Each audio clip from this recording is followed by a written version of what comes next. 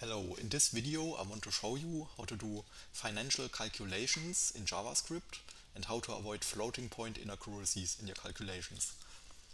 So I'm developing an app where the user can send a prompt to a large language model and the user has some credits and I want to calculate the cost of the API call. So the user can write a prompt, we can send it to the Anthropic API that uses the Claude 3 Opus model, and this API call incurs a cost. And the costs should be calculated precisely so that I can subtract the cost from the user's credits. So let's take a look at this. So there's a naive way to calculate these costs. The naive way will lead to floating point inaccuracies. So let's first take a look how the calculation is done. So in our case, we have an input cost. So the user sends a prompt to the API. The cost here is given with $15 per million tokens. Then the large language model generates an output, and the cost of the output is calculated with $75 per million tokens. So now when we want to calculate the cost, in here I made an example. So when we want to calculate the cost, we might have the idea to first calculate the cost per single token. So we have the $15 per million token, and then we would divide the $15 per 1 million to get the cost per single token. Here we have this calculation, the input cost per million tokens, which is 15. Here we divide it by 1 million. This is the cost per single token. And then we multiply it with the number of input tokens that we have to get the input cost. So, and we did this. And the result is a number that has a floating point inaccuracy. So I've created this example specifically to create this inaccuracy.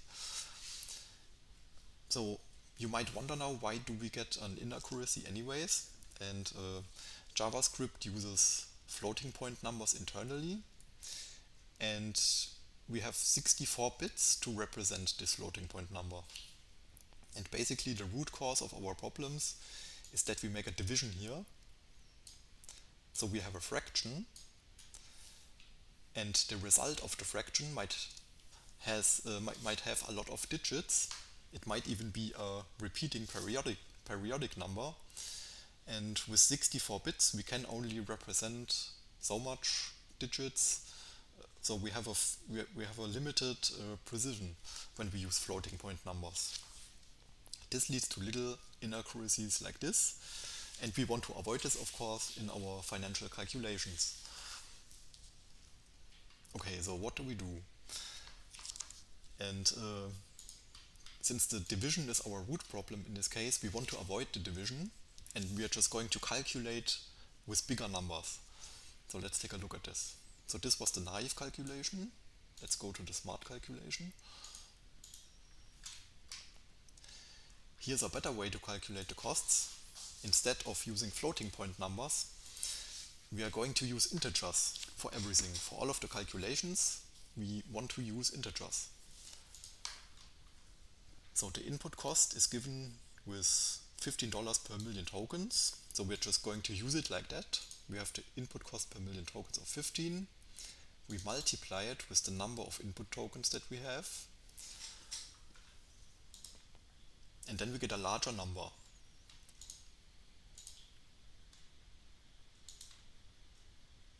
As you can see here.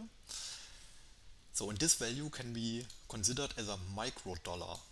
So if you remember, one micron is 1 times 10 to the power of minus 6. So 1 millionth. So this is 1 millionth of a dollar. And a common term to refer to this is to call it a microdollar. And this is what we're going to use in our further calculations, and it's even what we are going to store in the database. We are going to calculate with microdollars, And only in the very last moment, when we present a number to the user on the screen in the front end, then we are going to calculate from microdollars to actual dollars. So let's continue to step through this function. We calculate the input cost and the output cost in microdollars. We get the overall cost of the API call in microdollars by just adding up input and output costs. Here I'm printing them, so you can see them in the video very nicely. And now only for the video, so that you can see how to calculate it back. We take the microdollars and now we divide them by 10 to the power of 6, so 1 million, so that you see the actual dollar cost.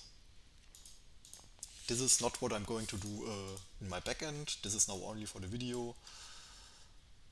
So here you see the cost in microdollars. This is what we store in the database. No fractions, no digits, just integers. And then only at the end we make a division so you can see the actual cost in dollars. Okay, now you might be interested in how this code continues. So let's continue. So this is my actual function. It's the send chat function. First I check how many credits the user has. I'm estimating the cost of the prompt. I don't have the exact number yet. I only can make an estimation based on the input prompt and the maximum length of the output prompt that I'm allowing.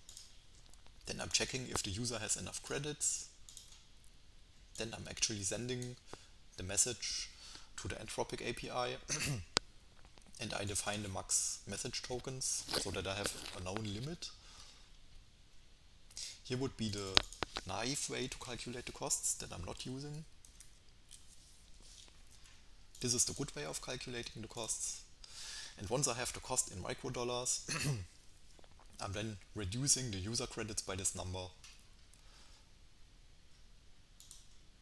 Okay, and now you might see in the front end the number of credits has reduced. Okay, thanks for watching. I hope you find this helpful.